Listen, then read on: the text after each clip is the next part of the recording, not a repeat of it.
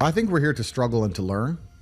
I don't think we're here to be happy. That's why when we keep going back to the happy argument, I've always found that kind of frustrating and annoying. When someone goes, oh, but I want to be happy. Why? Why? Why do you want to sit there and laugh?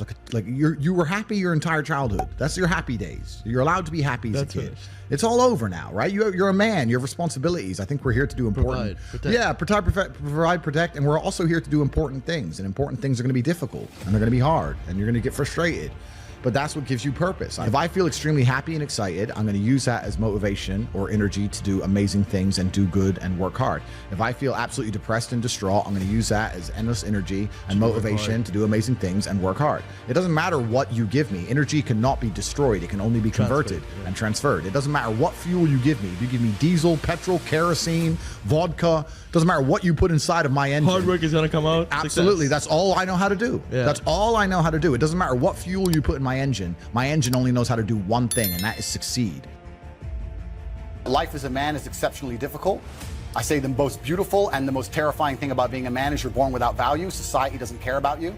You're only going to be cared about based on how useful you are. You have the chance to build yourself up and become a superhero if you're prepared to do the hard work and be indefatigable enough to never quit. But if you're going to stand around and wait for a handout, nobody's going to ever respect you. And I think that a lot of people have forgotten about how difficult and how competitive it is as a man. We're always in constant competition with each other. And it's your duty as a man to stand up and say, I want to be as important and strong and good-hearted and God-fearing as possible. And I need to work hard to achieve those things. If you don't know what to do, don't go to university. If you know what you want to do and you need a university degree to do it, then obviously pursue that.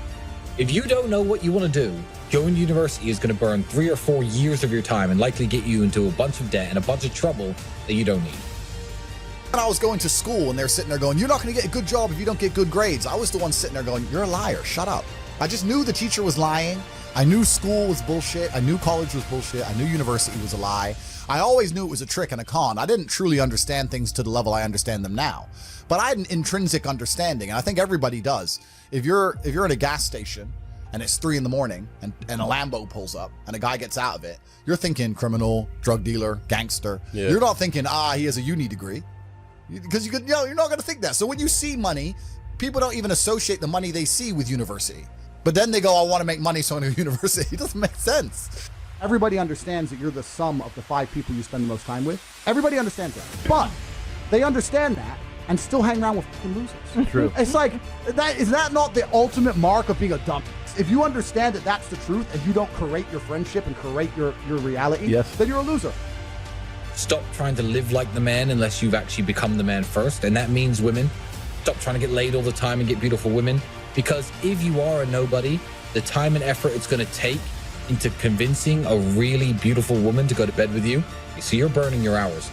Don't chase women too much. Don't chase having fun too much. Don't chase clout too much. Don't try to be seen in cool places that you can't actually afford to be in. I truly believe all parents want the best for their children.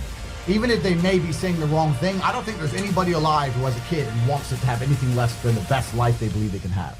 If your father's giving you advice, perhaps you think it's wrong, but I truly believe, he truly believes it's the best possible advice. Why would a father have a son and try to ruin his own son's life? He wants his son to be happy and successful. So at least consider what he says, because maybe you're just being a stupid smart ass, and maybe you're fucking wrong. So you need to listen to your parents. I always listen to my parents. I was raised that way. People pretend too hard today, and the effort it takes to pretend short term will make you look richer or cooler or more successful than you are. But if you take all the time that you spend pretending and actually invest it into trying to become what you're pretending to be, you'll get there. But it will take, again, 3, 4, 5 years, and people don't want to do it. I ran a business with my brother that failed before I was 21 years old. That qualified me more to run a successful business than anyone who from age 18 to 23 studied business at university for 5 years and got a master's in business. Me, having run my one failed company, was more qualified to run a successful company after that than they were. Because the person who they learned from at university doesn't run successful company. It's just a bunch of book learning. It's a bunch of theory that isn't really applicable to real business. Trauma can mold you. Trauma can be a fantastic thing. Heartbreak, depression, sadness, These are all fantastic motivators. I'm telling you why they're a fantastic motivator. You go to a guy who's heartbroken, he has all the motivation in the world to send 300 text messages. He has the motivation, he's putting it in the wrong place. That's 300 cold emails you could be sending to someone to pitch a business. That's a lot of money you could have made. Yeah. Life's gonna hurt you, and how you use that pain is completely and utterly up to you. You can use that pain to galvanize yourself as a man and become a better man you've ever been. I'm not saying that I'm only successful because of some chick. I'm saying that every single time that I was heartbroken, I never wasted a second. I was never wallowing. That's what I'm saying. Every single bad thing that's happened to me, every single piece of trauma that's happened in my life has led me here.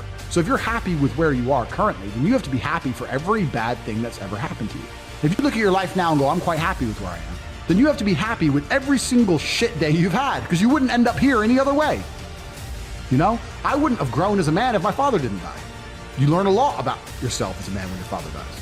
So, of course I wish my father was alive, but if I'm happy with my life now and where it is, you have to accept every shitty day and every single lesson. I'm happy for all of it, the good and the bad, my friend. I'm smiling, I'm breathing, I'm alive.